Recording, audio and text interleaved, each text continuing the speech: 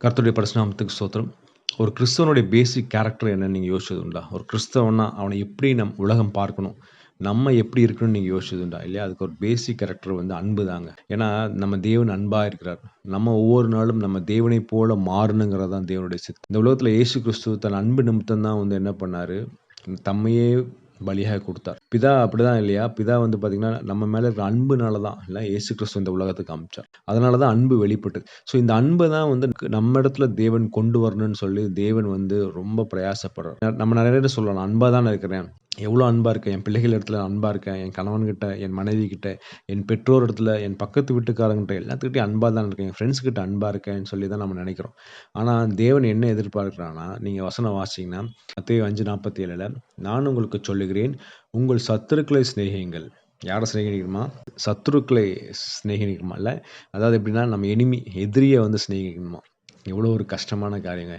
இதுவே கஷ்டம்னா, நீங்க பின்னாடி வாசிச்சீங்கன்னா, உங்களை சபிக்கிறவர்களை ஆசீர்வதியுங்கள். ஆசீர்வாதமா நம்ம நார்மலா நமக்கு தெரிஞ்சவங்களே நம்ம ஆசீர்வதிக்க மாட்டோம். யார் எது ஆசீர்வதிக்கிறோம்? நம்மள சபிக்கிறவங்க இல்லையா? "நீ உருப்படாம போவ, நீ நாசமா போவ" அப்படின்னு நம்மள சபிக்கிறவங்கள, இல்ல இருதயத்தில நெனச்சிருப்பாங்க, "இவன் எப்ப விழுவான்னு பார்ப்போம்" அப்படின்னு நெனச்சிருக்கிறவங்களுக்கு நம்ம என்ன பண்ணணுமா?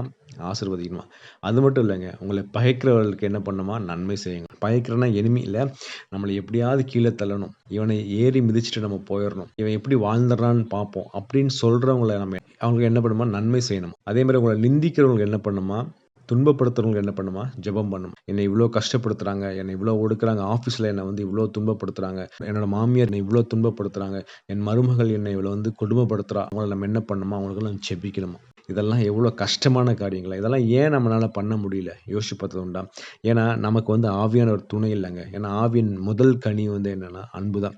அந்த அன்பு நம்மகிட்ட இருந்தா தான் இதெல்லாம் பண்ண முடியும். நம்ம அன்பா இருக்கிறோம்னு நம்ம சொல்றோம். நம்ம இயேசு கிறிஸ்து பிள்ளைகள்னு சொல்றோம். ஆனா, இதெல்லாம் நம்ம செய்றது இல்ல. நம்ம இத செஞ்சோம்னா என்ன ஆகுதுன்னு நீங்க வாசிச்சு பார்த்தீங்கன்னா, 5வது அதிகாரத்தில 5:45 நீங்க வாசிச்சீங்கன்னா, "இப்படி செய்வதினால் நீங்கள் பரலோகத்தில இருக்கிற உங்கள் பிதாவுக்கு புத்திரராய் இருப்பீர்கள்." அதான். நம்ம இந்த மாரி அன்பு செலுத்தும்போது, நம்ம யார் மாரி இருக்கிறோம்? பரலோகத்தில இருக்கிற நம்ம பிதாவுக்கு புத்திரரா இருக்கோமா, பிள்ளைகளா இருக்கிறோமா. நம்மளுடைய இந்த உலக பிரகாரமான வாழ்க்கையில நம்ம பெற வேண்டிய ஒரே ஒரு சாட்சி அதுதான். நம்ம பிதாவினுடைய பிள்ளைங்கிற அந்த ஒரே ஒரு நிச்சயத்த தான் நாங்க பெற்றுக்கொள்ளணும். அதற்காக தாங்க இந்த உலகத்தில நம்ம இவ்ளோ கஷ்டப்பட்டு நம்ம வாழ்ந்து கொண்டிருக்கோம். அந்த சாட்சியின் வாழ்க்கைய நம்ம வாங்கிட்டோம்னு வச்சுக்கங்களேன், தேவன் மகிமைப்படும். 2வதா நீங்க பார்த்தீங்கன்னா, இப்படி நம்ம பண்றனால என்ன ஆகுதுன்னா, யார் மகிமைப்படுறார்னா, பிதா மகிமைப்படுறான். வசனம் நான் வாசிக்கிறேனே, 5:16 "இவ்விதமாய் மனுஷர் உங்கள் நற்கிரியைகளைக் கண்டு, பரலோகத்தில இருக்கிற உங்கள் பிதாவை மகிமைப்படுத்தும்படி, உங்கள் வெளிச்சம் அவர்கள் முன்பாக பிரகாசிக்கக் கடவுது." இல்ல நம்ம இந்த மாரி கேரக்டரைசேஷன் இல்லையா? நம்ம தேவனைப் போல மாறும்போது யாரு மகிமைப்படுறாராம்? பிதா மகிமைப்படுறாராம். லைக் எவ்வளோ ஒரு ஒரு பெரிய டார்கெட் அச்சீவ் பண்ணிட்டோம் இந்த உலகத்தில. இல்ல நம்ம பிதாவ மகிமைப்படுத்துறோமா? நம்ம வாழ்க்கை முறையில நம்மள பார்த்து பிதா மகிமைப்பட்டுட்டாருன்னா, அத விட சந்தோஷம் என்னங்க வேணும்? அதுதான் ஒரு பிள்ளைக்கு தன் தகப்பன ஒரு சந்தோஷமா வைத்துக்கொள்றது, ஒரு பெருமைப்பட வைக்கிறது. அதுதாங்க ரொம்ப முக்கியமான காரியம். அததான் நம்ம இப்ப இங்க பார்க்குறோம். நம்ம பிதாவை மகிமைப்படுத்துறோமா? பிதா மகிமைப்பட்டார்ன்னா என்ன ஆகும்னா, நம்முடைய வெளிச்சம் மத்தவங்களுக்கு முன்னாடி பிரகாசிக்குமா. அதுதான். ஸோ நம்மள பார்க்கிறவங்க யார பார்ப்பாங்க? பிதாவ பார்க்க ஆரம்பிச்சுருவாங்க. இவங்களிடத்துல ஏதோ ஒண்ணு இருக்கே! இவங்களிடத்துல போகும்போது ஆட்டோமேட்டிக்கா அவங்களுக்கு ஒரு சந்தோஷம், சமாதானம் வந்துரும். நெறைய நேரம் பாருங்களேன், நெறைய கிறிஸ்தவ இடத்துல போம்போது சந்தோஷமா இருந்ததுங்க. சமாதானமா இருந்தது.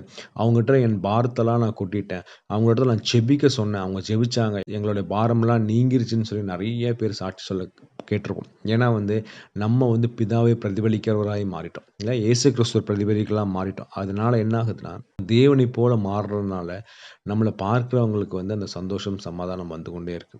கடைசியா நம்ம மத்தவங்களுக்கு இந்த மாரி நடக்கலன்னா, நமக்கு தாங்க பிரச்சனை. நம்மள இப்படி பண்ணிட்டாங்களே, நம்ம மேல இப்படி கோவமா இருக்கிறாங்களே, நம்மள பகைக்கிறாங்களே, நம்மள நிந்திக்கிறாங்களே, நம்மள துன்பப்படுத்துறாங்களேன்னு சொல்லி அந்த ஒரு சுமைய நம்ம வச்சுக்கொண்டே இருந்தோம்னா, நம்ம வாழ்க்கையில கசப்பு தாங்க மிஞ்சும். அதனால இது நம்ம வாழ்க்கையில ஜெயம் கொள்ளாதபடி, இல்ல பாவம் நம்ம மேல ஜெயம் கொள்ளாதபடி நம்ம என்ன பண்ணணும்? நம்ம அன்பா இருப்போம்.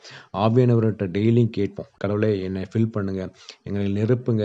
உம்முடைய பவர்னால என்னை நிரப்புங்க. நான் பாவம் செய்யாதபடி, மத்தவங்களுக்கு நாங்க தீங்கு நினைக்காதபடி எங்களை பாதுகாத்துக் கொள்ளுங்க. நம்ம ஆவியானவர்ட்ட கேட்கும்போது, அவர் நம்மள ஃபில் பண்ணி, நம்மள அபிஷேகித்து, இந்த பாவத்திலிருந்து நம்மள வெளிக்கொண்டு நம்ம தேவனுக்கு பிரியமான பிள்ளையாய் நம்மளை மாத்துவார் இல்லையா? ஸோ இன்னைக்கு நம்ம இயேசு கிறிஸ்துவின் பிள்ளையாய் மாறுவோம்.